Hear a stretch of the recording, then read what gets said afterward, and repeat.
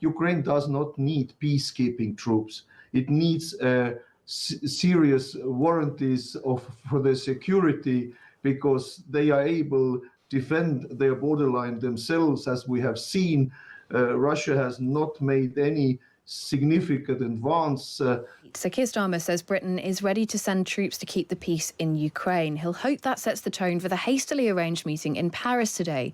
In a moment, we'll get a view from one of Russia's near neighbours. But first, Peter Conradi, the Sunday Times Europe editor, joins us now on the line. Good morning. Good morning. I mean, this seems like Europe essentially scrambling to keep up with Donald Trump's moves, but it could be a really important summit today, couldn't it? It could indeed, but I mean, yes, and it could be both the things you've just said. I mean, there is a huge degree of scrambling going on. I mean, if you think how much has happened since last Wednesday, when Donald Trump let slip that he'd been talking with President Putin. In the meantime, we had the Munich Security Conference at the weekend, where a number of very important people, including J.D. Vance, the American vice president, were there. Vance made some extraordinary comments about Europe, suggesting that, you know, Europe and America are almost going a different way as far as ideology and beliefs and so on happening. And in the middle of all this, most crucially, there is the Ukraine crisis, and, you know, what is going to be done about it, and is some deal going to be done behind the backs of Europe and of Britain? And we're going to try and unpick that process, because there is quite a lot of moving parts in this across the day today and beyond.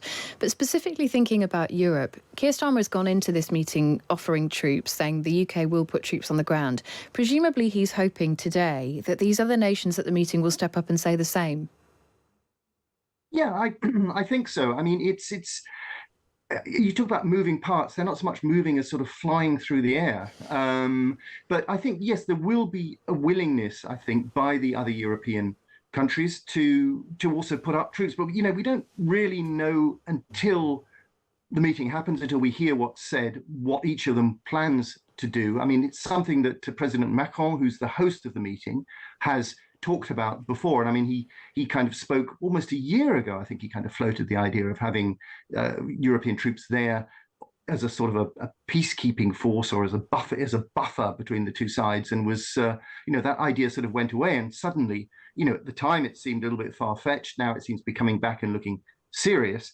You've got also there who are the Poles, who are very, very hawkish on Russia, particularly because, you know, they're so close to Russia. They're already spending something like 4.7% of their GDP on defense, while we're sort of haggling about going between 2 to 2.5, or a little bit above 2.5. But then on the other hand, you've also got the Germans there, who are in the midst of an election campaign, which is happening next Sunday, and who have traditionally been much, much more reluctant, as they see it, to provoke Putin. Well, I was going to ask you about that, because there is a big question about German elections. I mean, more broadly across Europe too, electoral instability. How is that playing on these negotiations?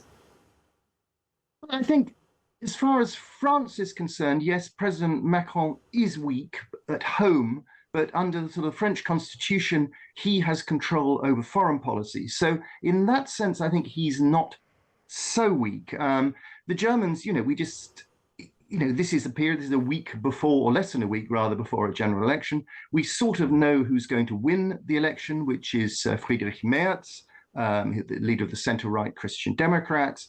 However, he's going to have to form a coalition, and typically in Germany, that's a process that takes 3 to 4 months or so. So, you know, by definition, Germany going through that period is going to be weak and probably unwilling to do anything very, very divisive, which, you know, just accentuate that country's cautiousness. And then, I mean, the others we've got Italy. Giorgia Meloni has a very, very good relationship with Donald Trump, but then the Italian armed forces are not particularly huge. We've got Spain, a couple of other countries. So, you know, I think we've just really got to wait and see what comes out of today's meeting. But I think it's very, very unlikely it's going to end with a sort of a concrete, we, Europe plus Britain together, are going to send X troops there and they'll be ready to go next week. Peter Conradi, the Sunday Times Europe editor, thank you for that. And that statement, that sentiment, will be deeply worrying to those who are much, much closer to the border with Russia. One place where British troops are already on that border is Estonia. 900 of them are serving alongside the Estonian troops. Riho Terras, who's a member of the European Parliament and former commander of the Estonian Defence Forces, joins us now. Good morning. Good morning.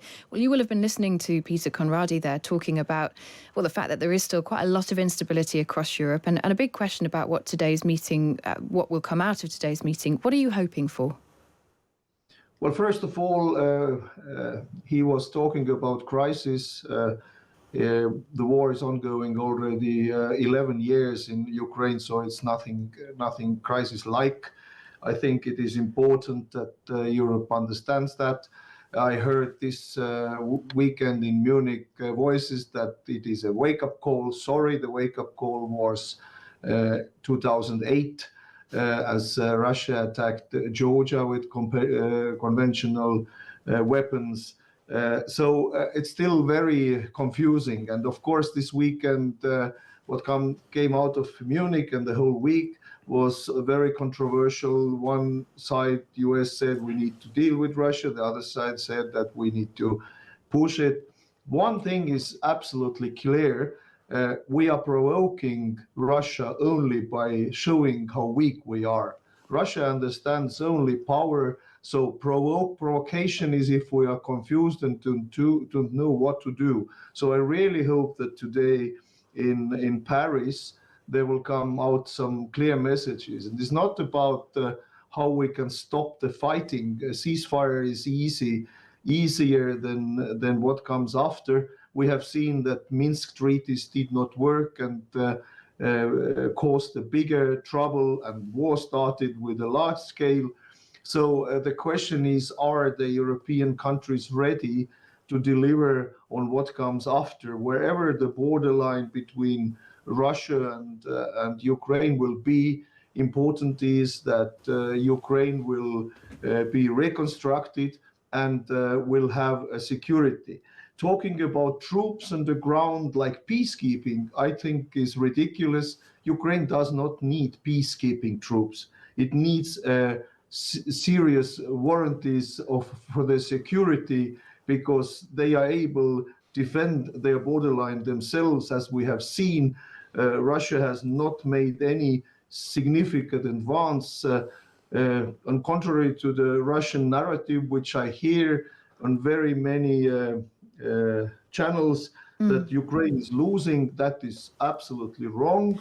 Russia is weakening, the economy is collapsing, and Russia is not able to move forward on the front line in the speed which they do now. Kiev will be reached in 10,000 years. So yes. Sorry to interrupt, if not troops on the border, which is what Keir Starmer is focusing on today, at least in part, what kind of a security guarantee are you talking about? Are you suggesting, for example, US air power? What would Ukraine be looking for? Well, first of all, membership in NATO and membership in European Union.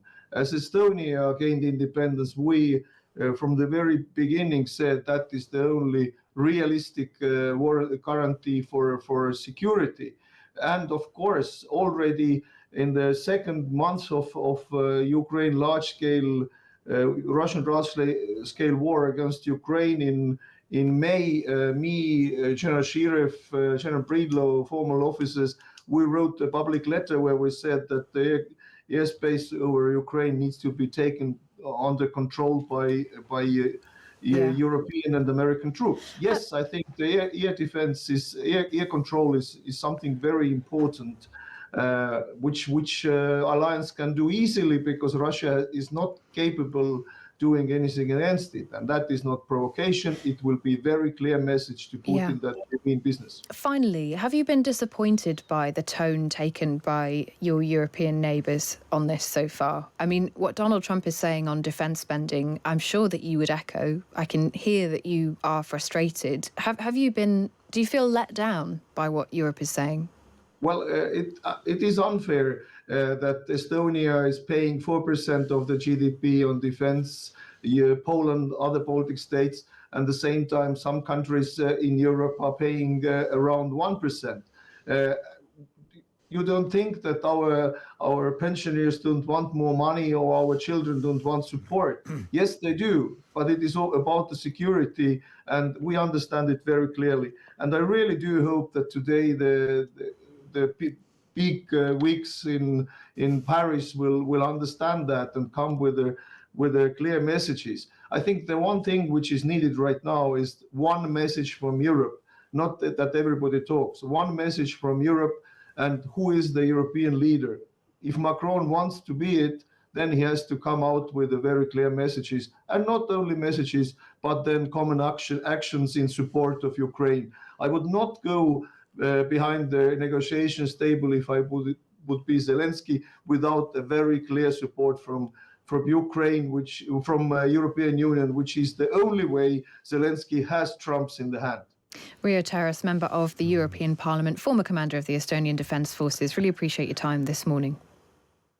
And before him, Peter Conradi, the Sunday Times Europe editor. Interesting where he said, do you not think that pensioners in Estonia want the money? Children don't want money. We think 4% is important. Now, you could say they're a lot closer to Russia than us. So the question always is, how much of this is there a general interest, an altruism, and how much is it self-interest? Because the countries closest to Russia have a bigger Russia problem than us. This is Trump's mindset in its entirety. Trump looks across the Atlantic and says Russia is a very, very long way away from America.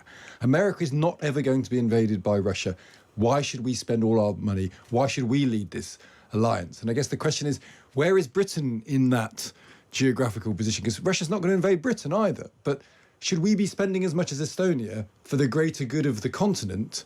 Or should we be saying, well, Estonia, you're closer to Russia. Good luck. Well, we've seen the answer to that question on immigration, haven't we? You know, the collective is a collective problem that the UK cannot solve alone, and therefore needs cooperation with other European nations, which is what Keir Starmer is intending to try and do more of. So I think the answer to that question, certainly from speaking to those inside this government, is closer ties to Europe is going to be a good thing. I think the question now, as you heard there, is who is going to lead that effort, and is all of Europe speaking with one voice? And do they have the money, and are they willing to spend the money?